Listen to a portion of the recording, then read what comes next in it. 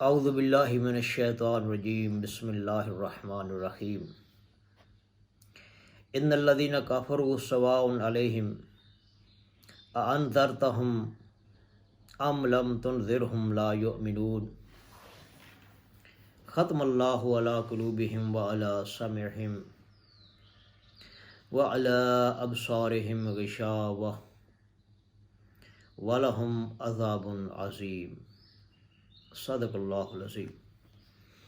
رب اشرح لی صدری ویسر لی امری واحلل عقدۃ من لسانی یفقہوا قولی۔ سورہ البقرہ آیت نمبر 6 اور 7۔ ان الذین کفروا سواء علیہم، یقیناً جن لوگوں نے کفر کیا، یعنی وہ لوگ جو کفر پر اڑ گئے، ان کے لیے برابر ہے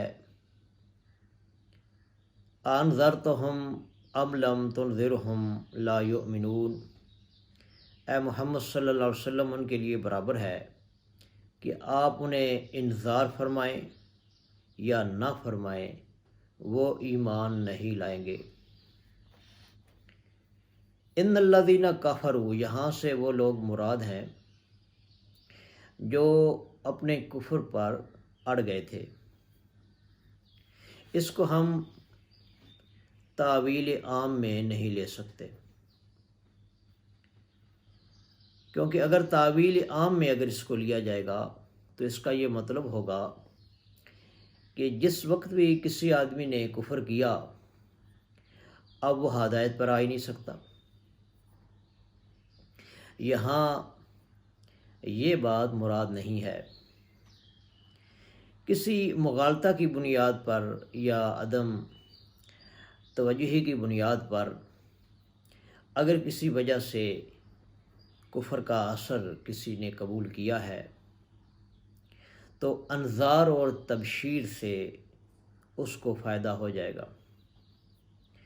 اگر آپ اسے واعظ و نصیحت کریں گے تب بھی اس پر اثر ہوگا۔ لیکن جو لوگ حق بات کو اور حق کو سمجھنے کے باوجود اور پہچاننے کے باوجود محض اپنی ضد اور ہٹ دھرمی اور تعصب کی وجہ سے یا تکبر اور حسد کی وجہ سے اڑے رہیں تو ان کی قسمت میں ہدایت نہیں ہوتی۔ یہاں جو فرمایا کہ ان الذین کفروا سواء علیہم انذرتہم ام لم تنذرہم لا یؤمنون، یہ ان لوگوں کے بارے میں ہے جو لوگ باوجود حق بات کو جاننے اور پہچاننے کے اپنے ضدہ کی وجہ سے، ہٹ دھرمی اور حسد کی وجہ سے انہوں نے حق بات کو قبول نہیں کیا۔ یہاں پر اللہ تعالیٰ فرما رہا ہے پیغمبر خدا جناب محمد رسول اللہ علیہ الصلاۃ والسلام سے کہ آپ انہیں سمجھائیں یا نہ سمجھائیں، وہ ایمان نہیں لائیں گے۔ اس لحاظ سے دیکھا جائے تو یہاں پر جو اشارہ ہو رہا ہے وہ مکہ کے سرداروں کی طرف اشارہ تھا۔ یہاں پر اشارہ مکہ کے سرداروں کی طرف ہے جو جانتے تھے، جو حق کو پہچانتے بھی تھے، لیکن اپنے حسد اور ہٹ دھرمی کی وجہ سے انہوں نے حق بات کو قبول نہیں کیا۔ ان کے دل اور دماغ اس بات کی گواہی دے چکے تھے کہ محمد صلی اللہ علیہ وسلم اللہ تعالیٰ کے رسول ہیں، اور وہ قرآن مجید ان پر اتمام حجت کر چکا تھا اور وہ مان چکے تھے۔ اس کے باوجود انہوں نے اپنے ہٹ دھرمی اور حسد اور ضد کی بنیاد پر حق بات کو قبول نہیں کیا، اور اس کے باوجود دیکھا جائے تو انہوں نے اس کے بعد بھی ایمان قبول نہیں کیا تھا۔ یہ قرآن مجید کا ایک مکمل معجزہ ہے کہ آپ صلی اللہ تعالیٰ علیہ وسلم دیکھیں گے کہ وہ ایمان اس کے باوجود نہیں لائیں گے۔